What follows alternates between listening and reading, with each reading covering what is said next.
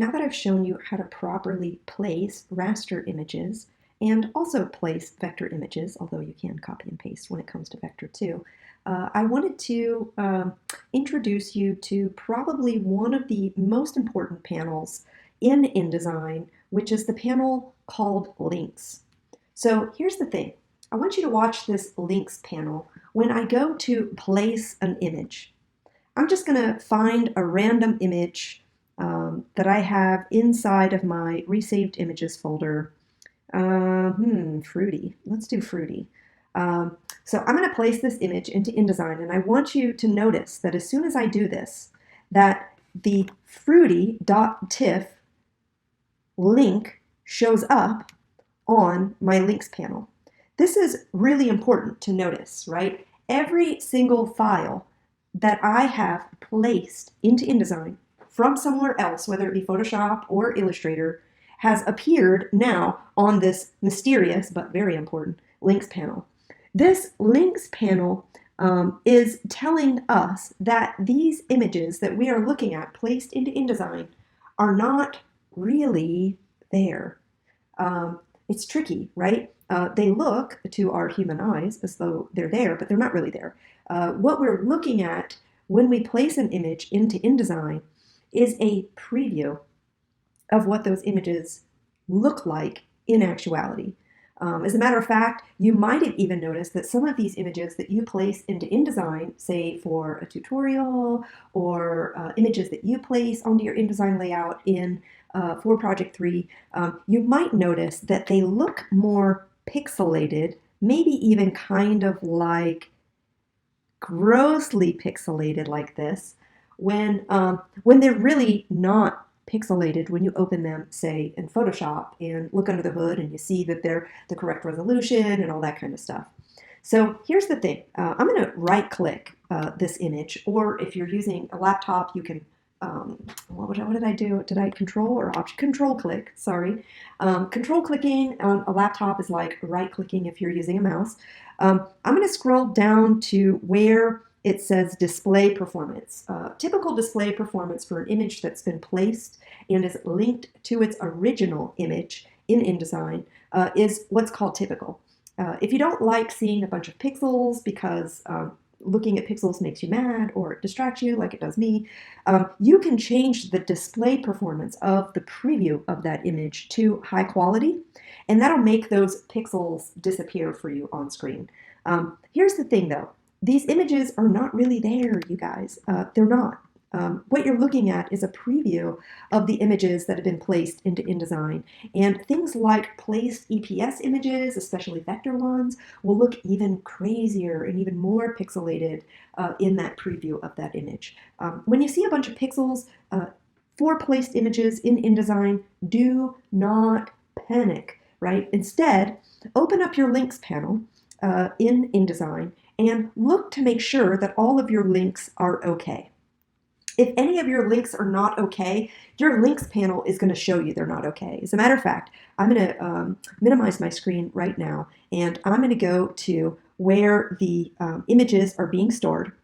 And if I do something crazy, this is so crazy of me, but if I do something like take one of the images that I have placed into InDesign and I delete it, or maybe I placed an image into InDesign and that image is being stored on my OneDrive, but I'm not connected to my OneDrive. Or maybe I changed the name of that image from what was originally placed, like this one here. Watch what happens now when I go back to my InDesign file and I look at my links panel. Oh my goodness, right? I'm seeing big, fat, red question marks. It is saying that the originals that this file is linked to, those links are missing. And that's because InDesign, it doesn't have a brain, right? So when I do something like delete a file or change the name of a file, and InDesign goes to look for its original that it's linked to, it's like, whoa, hold on, bitches, I can't find this image that you've placed in my file, right? It just like doesn't know that it's missing, or I'm not connected to that disk where the image is stored on, or I've dragged something to the trash, or I've renamed a file. So In that case, the links panel is really crucial in helping you relink files, update files that have been changed or saved since you've placed them. That's super cool because you don't have to replace them all over again. You can open up an image, fix a color model or a resolution, go back to your InDesign file and update that link after you've saved those changes, instead of having to place it and crop it and move it all over again. So here I have this image. It says that it's missing. I know because I just did it right before your eyes that really what I did was just change the name of the file. So I'm going to use the relink all instances, yes, but it's going to ask me to locate that image. And the image is the one that I just added the word test to the end of. I changed the file's name. So now when I open to relink it, it will relink and update all instances that I've used that image in my InDesign file. And notice the red question mark has disappeared. This one here is on my pasteboard. That's what PB stands for. That means that it's not actually on my document page. It's over here off to the edge. Notice that images that are not linked, they'll also try and show you in the corner of the image itself up here where there's a red question mark, trying to alert you to the fact that that image is either missing or needs to be updated in your links panel. So let's say this. Let's say I went ahead and ignored this red question mark. What's going to happen to me? Well, I'll tell you what will happen. I will take this file to a printer or a service bureau with this link missing, and they're going to go and try and print this file, or I'm going to try and make a PDF of this file, and I'm going to get these alerts and messages and warnings all over the place. It's going to say you have a link that is either missing or is not updated. Are you sure you want to print? Are you sure you want to save this as a PDF? Let me tell you what happens. If this is sent off to a printer or you try and make a PDF of this file and there's a link that is missing, then the nasty old looking pixelated image that you've placed, I don't want to do fast display, let's do typical display. This pixelated version of this image, yeah, this nasty pixels that you see there, that is what's going to print. Because when a file is placed into InDesign, it is not really in InDesign. Instead, what is in InDesign is a preview of that placed image.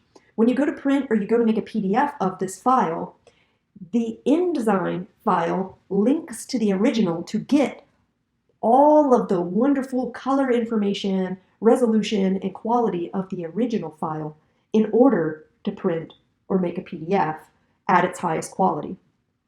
The reason being is because this file here, this one here that's 4.5 megs. This one here is 30.7 megabytes. I've used this image, this 30.7 megabytes, 10 times in my file. If this image was actually in my file, it would be multiplying my InDesign file times 10, 30.7 megabytes times 10. That's 300 megabyte file just because I placed one 30 megabyte image in there 10 times. So if it's a magazine, let's say this magazine has 200 pages in it, and on every 200 pages, there's 50 megabytes worth of images. Well, you're taking that file size up to like gigs, you guys. You're going to have a serious storage issue. What if you don't have a disk that can store a 50 gigabyte file? How are you going to get that file to the printer if that one file is 50 gigabytes? Well, I'll tell you how you do it. You do it by making sure that your file is properly placed into InDesign. It is not really there. So my InDesign file is not 30.7 megabytes times 10 because it's only a preview of the image that I'm looking at in my InDesign file. I would just make sure that the printer service bureau has the original image when they go to print this, and it links to that original image 10 times instead of increasing my InDesign file times 10 in 37 megabytes. So the links panel is really important, right? It keeps your InDesign file down to a reasonable and storable file size while linking your file to the original images that can be split up onto multiple disks or storage devices for the sake of printing. So this links panel, don't ignore it, you guys. When you see a red triangle, or you might even see a yellow exclamation point if you have saved an image that needs to be updated, use your links panel, right? Your links panel buttons allow you the opportunity to edit the original, to relink all instances, and to relink anything that is missing, modified. Now, for the sake of this fruity one here, right, remember I threw this image in the trash. InDesign cannot link to files that it cannot link to, like in trash cans or on disks that are not connected. So I'm going to have to shrink this window, locate my fruity image in the trash here, and retrieve it from the trash and put it back where it belongs so that InDesign can find that image again, because that image with the same name is in the same location that InDesign is looking for it to be within. So yes, make sure your links panel is being tended to. One other thing, your links panel, if you don't expand the bottom part, just looks like this, right?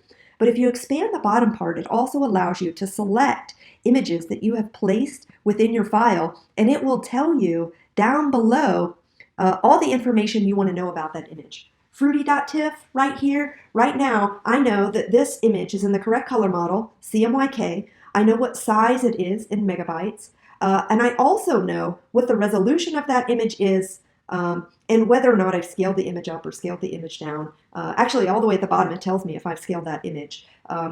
So keep that in mind. Yes, your links panel also tells you more information, but it also helps you figure out whether or not you have accidentally placed an image into InDesign that has the wrong color model, the wrong resolution, or was saved in the incorrect file format.